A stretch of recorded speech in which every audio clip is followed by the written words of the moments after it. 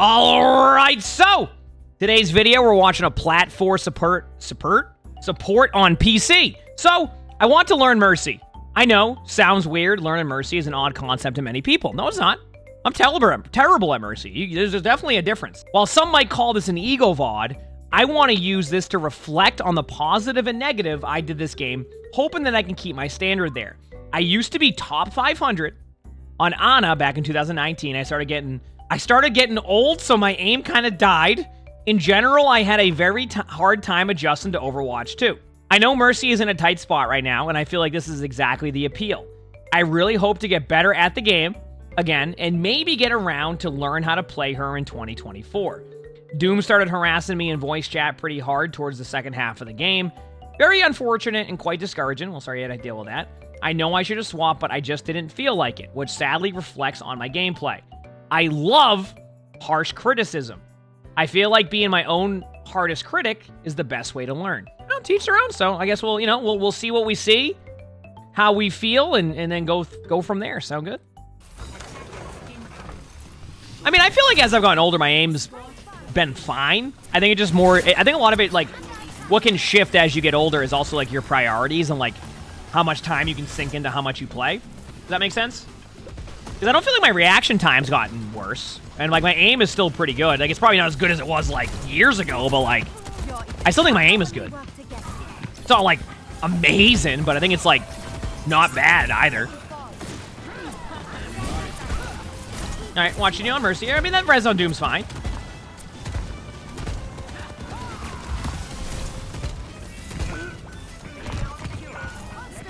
You know, that's an interesting one, because I feel like the truth of that play is, that's more in your Doom than it is on you. And what I mean by that is, at a certain point as a tank, you either need to just disengage or just know you're going to fall over.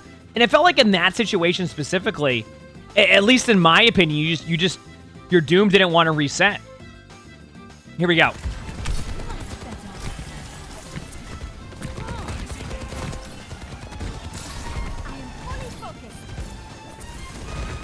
Yep.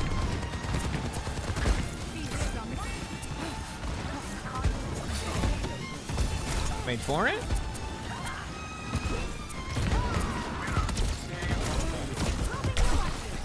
Hey, good job there. Good movement to get out of that. By the way, that movement right there is like a make or break on Mercy. Like, Mercies that can do something like that, where normally that's just going to be like a free pick for their team. That was good movement. So, props to you on that one. So far, everything has been fine for the most part. I do want to put a side note. This is I'm asking again. Blizzard, please add a little, like, arrow or something of some sorts to let players know when their teammates have the DPS passive on. I think this will help Mercy tremendously, because then you know who you can heal a little bit more. If they don't have the DPS passive on them, maybe you can give time for your other teammates' DPS passive to fall off while you choose to heal your teammate who doesn't have it on them. I know it seems like a small change, but I think it would really help Mercy players. Because sometimes you have two players who are taking damage, and if you can make the decision of, oh, let me heal this player who doesn't have the DPS passive on them, then that will be a lot better, right? And I'm thinking, like, somewhere on the health bar, like, you know, not like ridiculous. Doesn't have to be something just enough to where the Mercy knows who to heal. That's it. I feel like it already should be in the game by now, because when you do changes like that and how long the DPS passive has been out for, it's now been, what, 2 full seasons almost? Yeah, all of Season 9, all of Season 10, and now we're on to Season 11 now, and that still doesn't exist. I think that should be in the game.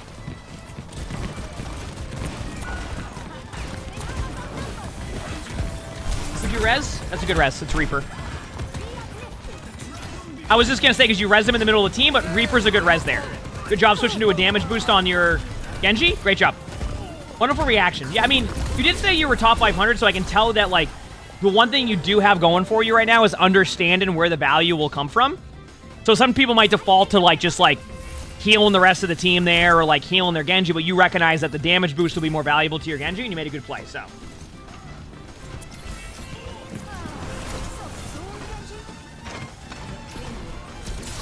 I mean, I think the UI for the Brigand Spire one has actually been something that, if I recall correctly, and you can correct me if I'm wrong, I, like, specifically remember Siegel asking for that at the launch of Overwatch 2.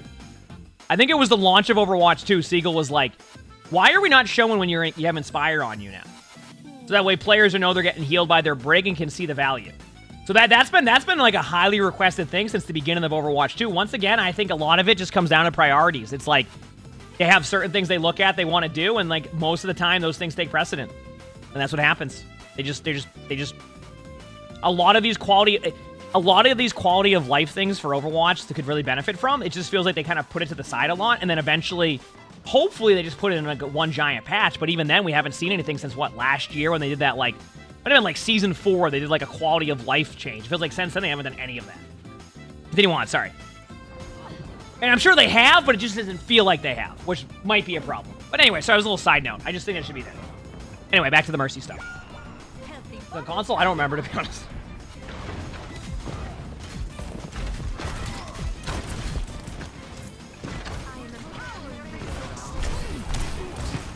PC? Yeah, PC. It looked like it was PC, but I've watched so many spectatings today that I'm like, you have the right idea here. Go off the map a little bit. Nice job. Hey, I like this. So far, not too bad. One thing's for sure, you have the right idea of like what you want to do, and I think that's going to be the #1 step. Like you're even willing to you know take out the pistol a couple times here and there and make a play. I respect it. I respect it. Nice job.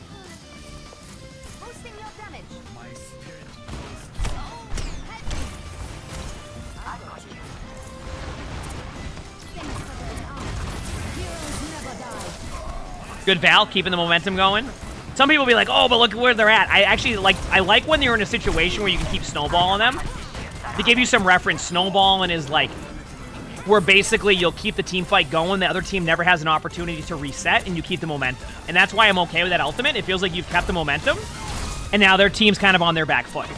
Right? It's going to be on like a good Blade here or a good Reaper ult, but you've given your teammates a ton of space to where their retake is like 10 times worse than it would have been. Right? You see that? Where they have to take their engagements at? Perfect. Your team even over-ulted that, but great. Look at the time on the clock. Wonderfully played.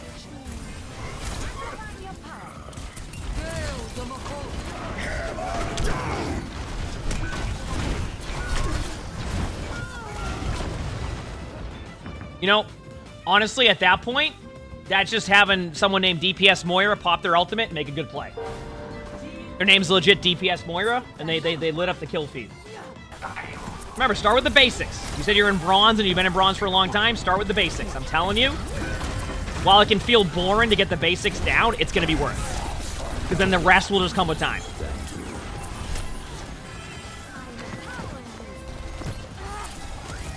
Movement's been pretty good. The heal boost, damage boost, back and forth has been solid. So, like, so far I don't really have anything too aggressive to say. Right? Yeah, this is a good play. Recognizing the Moira's out of position. You know, listen. I'm going to be honest with you. I think that you probably should have went for the BAP instead of the Moira. Even though the Moira did use Fade, and I did comment on that, I actually, in hindsight, you probably want to go for the BAP. Because the BAP is going to be a little bit easier to hit there, and, like, I don't think the Moira will keep them up in time. So, just a little side note. And it's not like a must-have or a must, like, on any of that, but I think it's pretty good. If you don't even know the basics, I mean, it depends what your struggle issue is, right?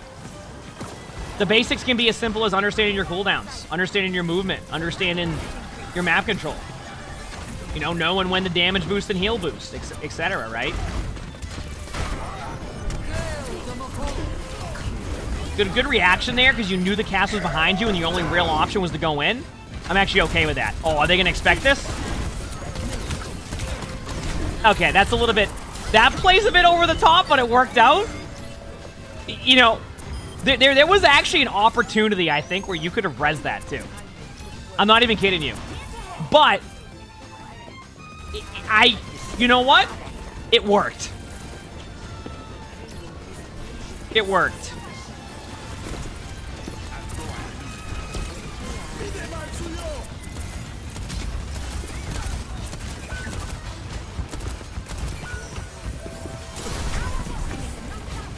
Huh. Interesting decision, but I'll see how it works. Okay, got the limb. Worth it. So I thought, after everything we've seen from you, I thought you were going to kill the BAP and then res the Bastion, but you chose to res the Bastion. And just like anything with hindsight, it worked out. Your Bastion popped off. They got you, but I thought you were going to kill the BAP and then get the Bastion after what we watched you do before. So that was a little bit of like a, don't be afraid to quickly kill the BAP because you see they're so low and then res. The counter argument could be that you only had that time in the res, so like that's why we're going to like leave it at hindsight and just kind of go from there. You know what I mean? I'm glad you were proactive, though. I think the most important part of that was that you were proactive. Try not to type too much at the beginning. There's a lot of spam damage to be had and a lot of damage boost to be had. That's on your Doom.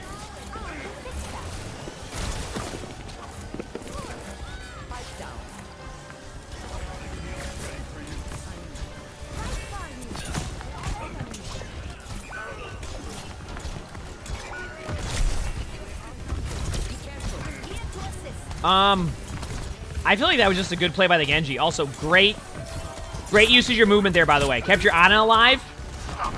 You're definitely grasping the idea of the movement, which has been good to see. Because sometimes a lot of Mercy is having that good movement, too, can be a big part of it. You had the right idea there, but yeah. Your teammates just got rolled. I mean, straight up, their Genji just made an excellent play. I mean, straight up. That's what I got for you. Their Genji made an excellent play, in my opinion. You said you read in the article that said Overwatch 2 fans are sick and tired of playing against Pharah? Well, yeah. I'm not surprised. I mean, Blizzard knows that, too. They posted an article saying the win rate's really high. It just now it's going to be... The real question is, on that side of things, and also I'll keep watching here, is are they going to nerf Pharah when they have the Transformers collab? Or are they going to do it prior because they recognize players are not enjoying playing against that? The answer to that is I have no idea. Priority. You can Valk if you'd like. I want to see something here. Who do they have? I gotta pause for a second. I'm gonna be honest with you. I feel like you should have Valked that. I'm gonna explain why. I know you end up Valking now, but I wanted to see your Valk a little bit sooner. I think your Valk should have been sooner because you had kind of a numbers advantage, or at least you had that there, and that could have helped you a ton, both from a damage output point of view and the healing one. And it also makes it so, like, they have to react to the ultimate, and sometimes, even when a Mercy Valks, sometimes players are like, oh, they ulted. So, I would have liked to see that sooner. Little bit of a hesitation on that, which we'll see how it goes, but I think that would have been a little bit better for you. So...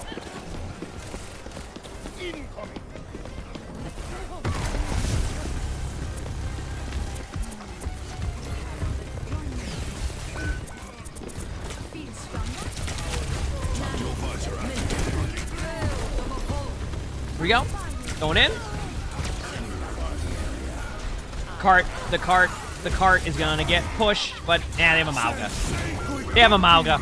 Now remember, we did hear earlier that the Doomfist was saying that Mercy needs to swap off, the Mercy needs to swap. So just like with any situation, the Doomfist should also swap here against the Mauga, because the Doomfist playing into the Mauga obviously wouldn't be an advantageous play. So my guess is that they probably switch off of Doomfist because they spent the whole time telling you to switch off of your hero. So we'll see what happens there.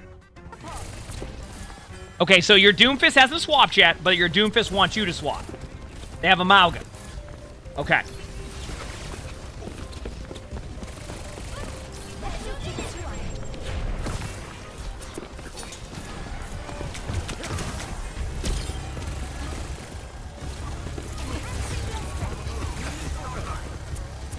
Wait for it.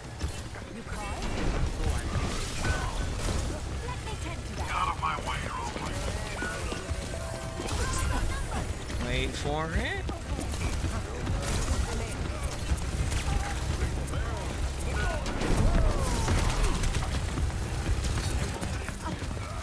Good movement, keeping your team alive. Good job. Yeah, you're hecked here. Try to get out if you can. Doom should get out, not in. Yeah, okay. Yeah, I can. Nice, good job. Keep healing your Doom. Nice, good play. Well played there. Good movement. Good reaction. I don't even have anything bad to say about that. I would say that you played that well. And your ult usage ended up being a lot better this time. Which sometimes your ult usage can be make or break on Mercy. Like if you have a good Valk, it can be really difficult to play against. So always remember that too. You know? Thor Girl, thanks for the tier 1, thank you, appreciate it. And Coffee Kate, thanks for the 9 months for the tier 1, thanks, appreciate it. Yeah, the move has been great. I've been. They did say they were top 500 in Overwatch 1, so like, they have the opportunity to really figure things out here, so it's fine. This is a good ult. And I'm gonna be honest with you, I would have preferred to see you try to keep your Reaper alive there, only because your Reaper's gonna be the one that can actually get them killing the Mauga there. So, just a little bit of a slight recommendation there is just recognize that while you do want to do some damage as Mercy, the better option there is just to make sure your Reaper stays alive, and then your Reaper might be able to help with that. All right? Or shoot the lamp. Yeah. There's a lamp there, too. Yeah, exactly. If you really want to do something like, if there was a lamp, I might have missed the lamp. But if there was a lamp there, too, something like that. But, like, the Mauga is going to be the hardest target for you to get. So it's either keep your Reaper alive, maybe take out the lamp, or do both. Right? That was just an unlucky time when you just came back finally and they bladed you.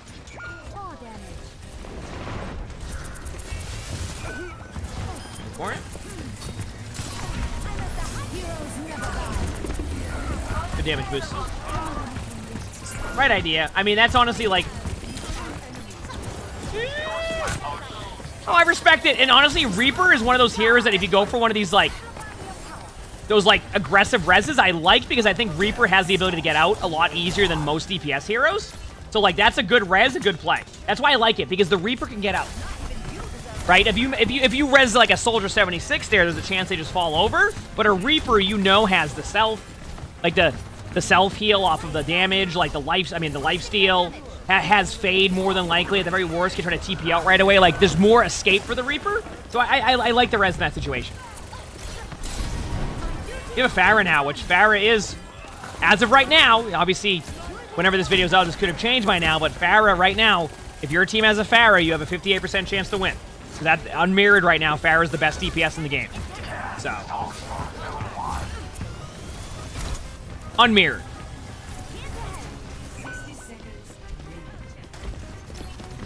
That's just your team diving. Your team's going in too deep, is what it feels like.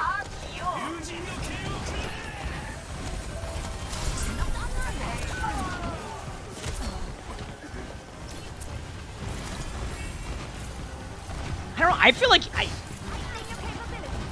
feel like you've done a fairly good job. Am I wrong? Like, it's hilarious to me that, like, your Doomfist was so set on telling you to swap when, like, the majority of the time this Doomfist is dying is because of their own damn fault. You could be on any hero, and they would still die to that.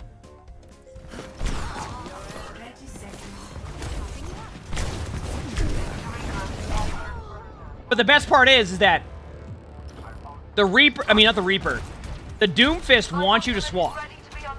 But they will not swap off Doomfist themselves. That's the funny part, because they've gone Mauga and then they've gone Zarya. And they don't want to swap off Doom, but they do want to blame their Mercy. You know what I mean? That was just a last second go for res. You know what I mean, though? Like, it's like, they don't want to swap, but it's their single player game, so you have to swap around them.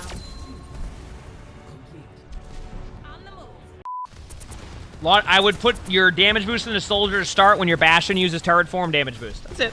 Pretty simple back and forth, I'd say. You know what to do. I mean, you know exactly where you want to find your damage output. That has not been a concern in this game for me.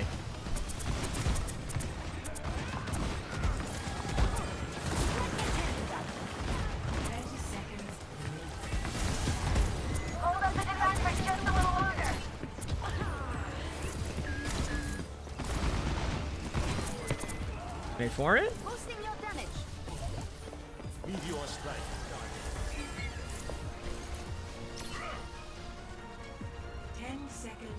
This is interesting. Your team's all over the place. Your team's all over the place. I'm watching.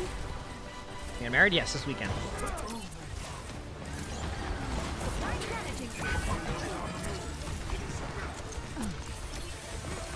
Little side note, and you did say, like, I'm trying to find, like, areas of critique.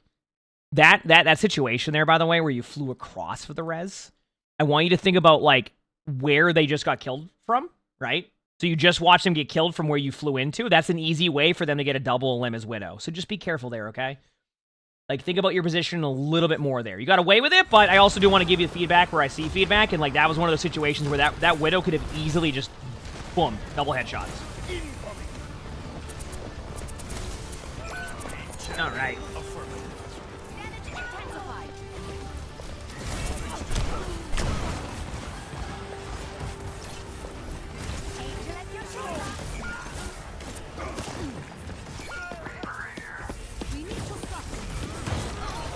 There we go. Good job getting out. Excellent disengage. Then just showing off with your movement, just as you wanted to. Here we go.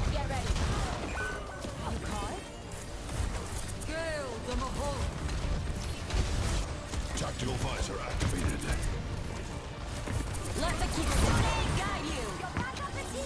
You can Valk this. You can Valk this. Thank you. Excellent Valk decision. Keep the momentum going. Keep the momentum going. Excellent. And you survive the high noon. Oh, I cannot believe you didn't fly into that. It looks like you were going to.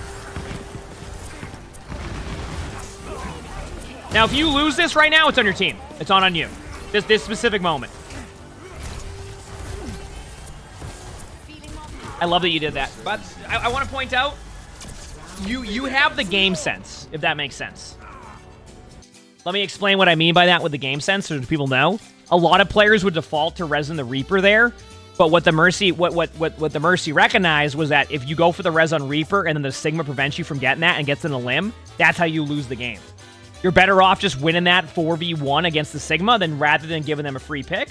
So I was very happy to see you, like, you saw the res, you went, not going to be worth it, kept your team alive, and then you just won the fight. So I really did enjoy, like, seeing your reaction to that, because a lot of the time players will try to force the res there, but you knew, like, it was not going to be worth it, that it was better just to keep things going.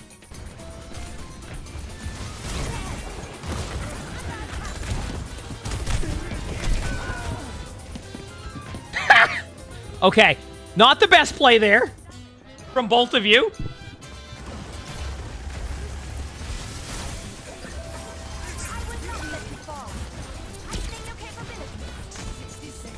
Keep seeing how this goes, chat.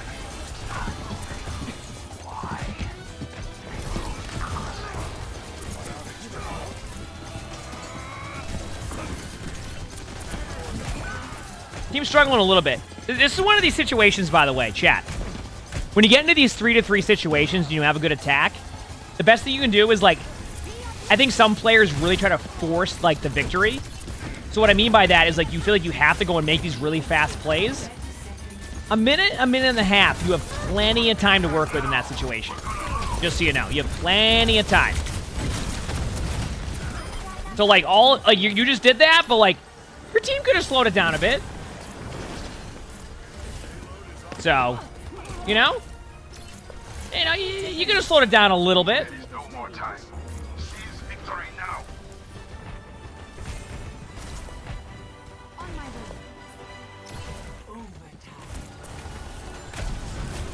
Rest of Valk. You were ahead of me. I was finishing my coffee and you knew what to do. Good job. Tactical visor activated. Good res. Good job. Good ult usage. Good job getting off the cart. Recognizing you need to be one of the... Just good job. I mean, I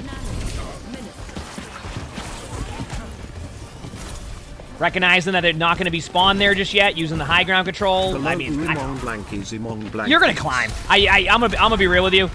You're going to easily climb. 100%. And you know what? You still might lose this game.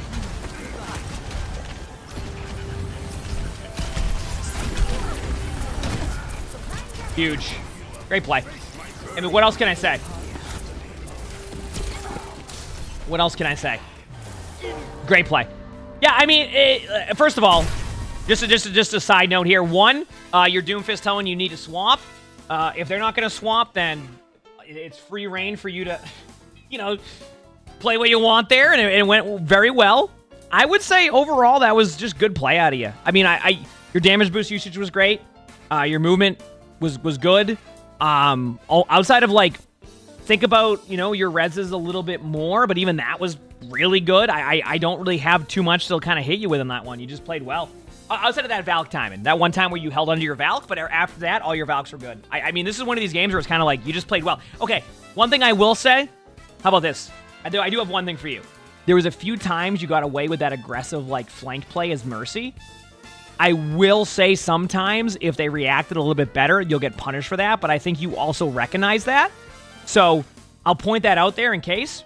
You don't have to go for those, like, really aggressive flank Mercy plays sometimes. In my opinion, I think you don't need to go for those all the time, but just be wary of forcing the issue sometimes. I think that can generally run into issues. Outside of that, though, I think you're gonna climb. You got this. If you like this video, make sure to hit the like button, subscribe to all 3 YouTubes. If you haven't, leave a comment. All of that helps. If you want to send in your own spectating, look in the description below. You'll see my Discord. That's where you do that. We also record these live on stream. If you look below the webcam, you can see the Twitch chat. We have a lot of fun here. With that being said, I hope you all have an amazing day/night.